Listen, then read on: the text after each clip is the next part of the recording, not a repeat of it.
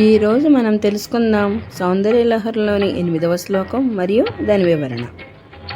సుధా సింధోర్मध्ये సురవిటపి వాటి పరివృతే మణిద్వీపే నిపోపా వనవతి చింతామణి గృహే శివాకారే మంచే పరమశివ పర్యంక నిలయాం భజంతి త్వాం ధన్యాః కతిచన చిదానందలహరీం.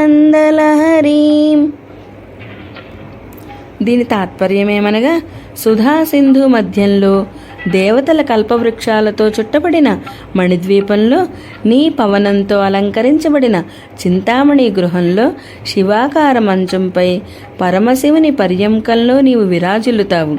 ధన్యులైన కొందరు నీవైన చిదానంద లహరిని భజిస్తారు. దీని వివరణ ఏమనగా, ఈ శ్లోకం శ్రీచక్రంలోని బిందు స్థానంలో దేవి పరమశివునితో ఐక్యమై ఉండటాన్ని, ఆమె నివాస స్థానం యొక్క దివ్యత్వాన్ని మరియు ఆమెను భజించే భక్తుల ఔన్నత్యాన్ని వర్ణిస్తుంది.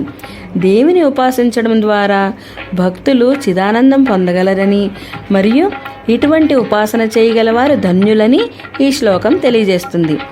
ఈ శ్లోకం శ్రీ విద్యా సాధనలో దేవి యొక్క సర్వోన్నత స్థానాన్ని, ఆమె అనుగ్రహం ద్వారా లభించే ఆధ్యాత్మిక ఉన్నతిని సూచిస్తుంది.